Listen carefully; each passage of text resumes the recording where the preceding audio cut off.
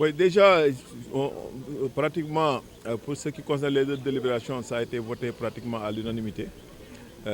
Déjà, sur le budget 2022, c'est un budget qui passe de 1,252 milliard en 2021 à 1,887 milliard, une progression de 51%, qui s'explique par l'ambition que nous avons, mais également par disons, une capacité de mobilisation financière que nous comptons mettre en place avec le receveur de Mbour qui pilote un peu cet aspect au nom du Trésor. C'est un budget également qui va, disons, s'attaquer à des aspects jusque-là inconnus, notamment sur la voirie. Quand on dit voirie, c'est beaucoup plus les pistes rurales pour anticiper un peu par rapport à l'hivernage, mais surtout par rapport, par exemple, à la question des ordures ménagères, démarrer quelque chose en interne et pourquoi pas en partenariat avec l'UCG. Donc c'est un budget donc, qui a pris en charge la question de l'investissement. Aujourd'hui, l'investissement tourne autour de 38% du budget. Mais cet investissement a été fait pour l'essentiel par des recettes tirées du fonctionnement. Donc l'un dans l'autre, c'est un budget ambitieux, mais réalisable. Donc c'est un budget également qui prend en charge la question de l'éducation, la question de la santé, mais la question également de la mise à niveau, n'est-ce pas, de la mairie. Parce qu'aujourd'hui, au niveau de la mairie, il y a un câblage à mettre en place, il y a les nouvelles technologies qu'il faut incorporer. Grosso modo, c'est un budget quand même qui nous paraît réalisable, même si le bond impressionnant de 51% peut paraître un peu, disons, trop ambitieux.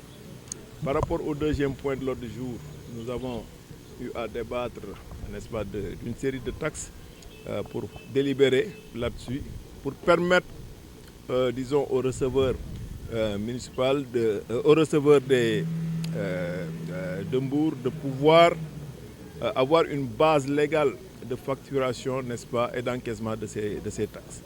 Nous avons passé en revue toutes les niches et au bout du compte, le Conseil a délibéré là-dessus. Le troisième point a porté sur une communication que nous avons eu à faire. Parce que quoi qu'on puisse dire, Dias, la question foncière est assez délicate. Il y a un souci de mise à niveau, il y a un souci d'harmonisation, il y a un souci d'harmonisation documentaire, il y a un souci également d'identification avec des NICAD, un numéro d'identification cadastrale.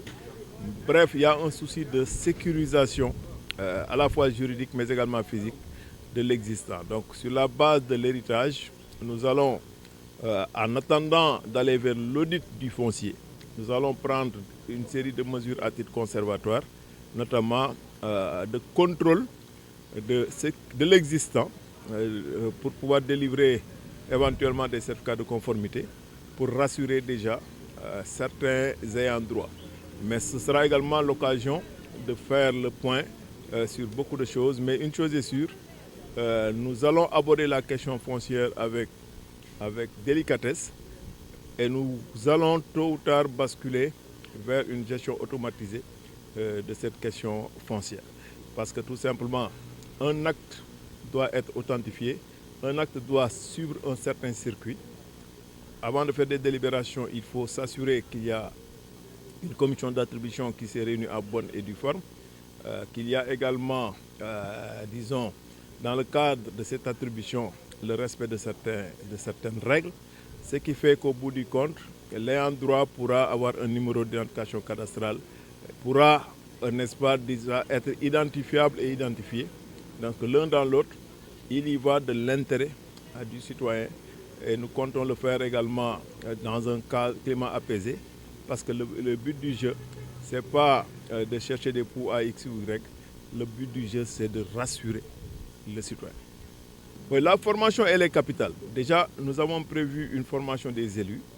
Bon, n'eût été la période touristique qui a fait que pratiquement tous les réceptifs sont occupés. Nous aurions fait même cette formation bien avant ce conseil. Mais nous allons mettre l'accent sur la formation des élus parce que l'élu local joue un rôle décisif.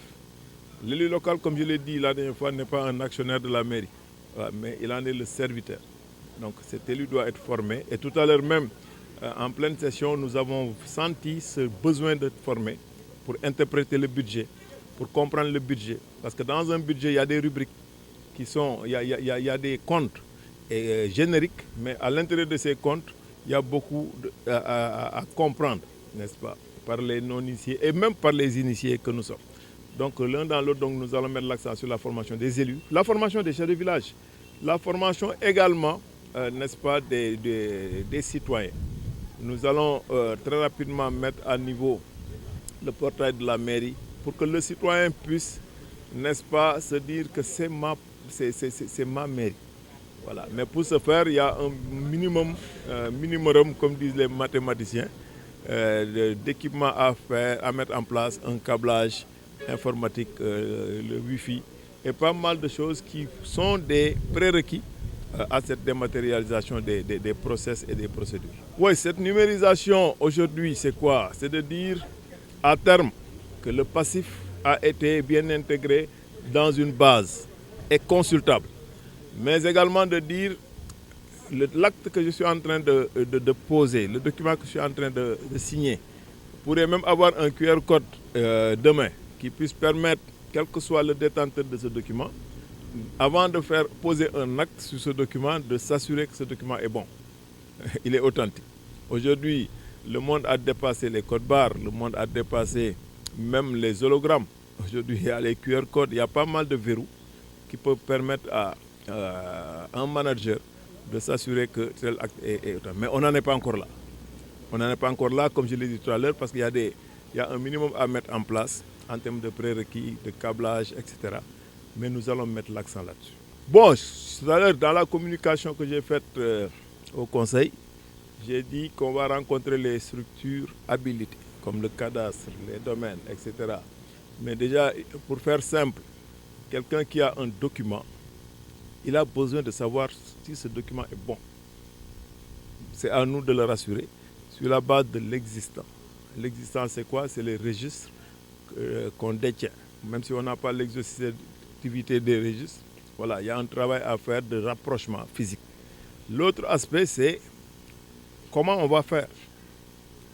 Quand on fait un lotissement, si c'est destiné à des populations, on doit pouvoir faire une commission d'attribution pour dire que ces parcelles appartiennent à X, Y, voilà, qui sont des personnes qui existent.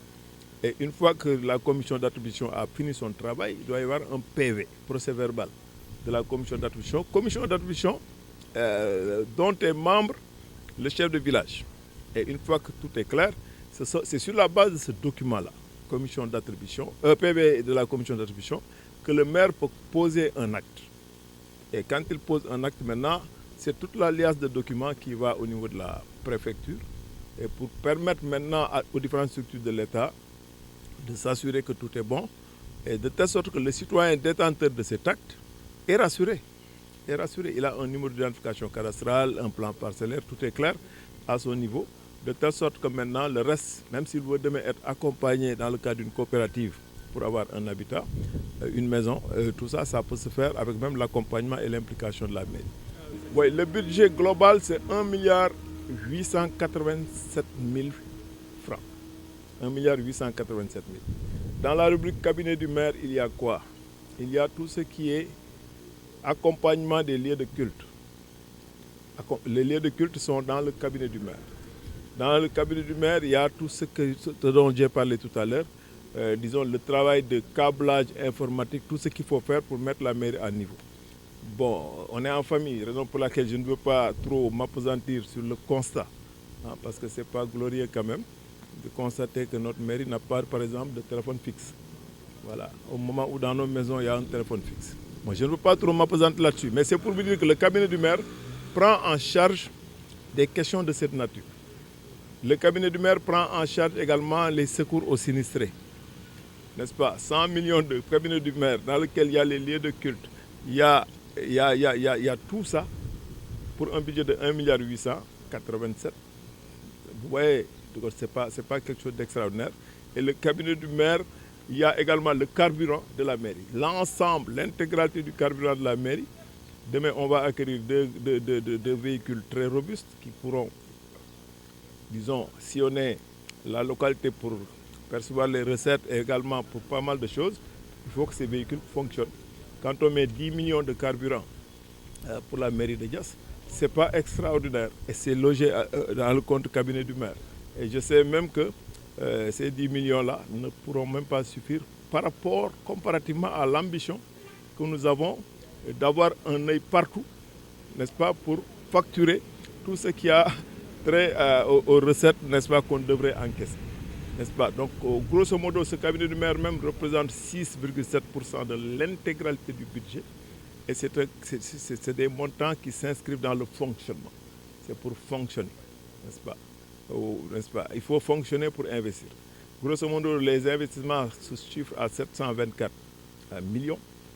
C'est impressionnant, n'est-ce pas? Bon, donc, et pour faire ces investissements, il faut un minimum. Mais aujourd'hui, on va mettre, par exemple, plus de 60 millions sur tout ce qui a trait à l'ambition que nous avons de rendre la commune de Diass propre, dans un premier temps. Nous avons prévu également de mettre plus de 60 millions sur la voirie communale, voir les pistes, qu'est-ce qui peut être fait en attendant les interventions de l'État. Nous avons prévu de mettre même la main à la poche pour accompagner le programme d'électrification au solaire de notre localité. Donc c'est cela qui est important. Voilà, tout à l'heure, les conseillers qui ont posé la question ont trouvé des explications précises par rapport aux détails de ce compte cabinet du maire, dans lequel il y a tout ce qui est accompagnement des lieux de culte, tout ce qui a trait à déjà les lieux de culte. Rien que les lieux de culte, on a prévu 15 millions, mais c'est sûr que les lieux de culte au niveau de notre localité ont besoin de largement plus. Mais nous avons voulu mettre l'accent sur les investissements, raison pour laquelle c'est bien coûteux. Aujourd'hui, moi j'ai une expérience de gestion communale parce que j'ai été conseiller municipal bien avant. Et je sais aujourd'hui qu'avoir un rapport de 38% de budget d'investissement, ça ne court pas les rues. Ce n'est pas dans toutes les localités qu'on va trouver cela.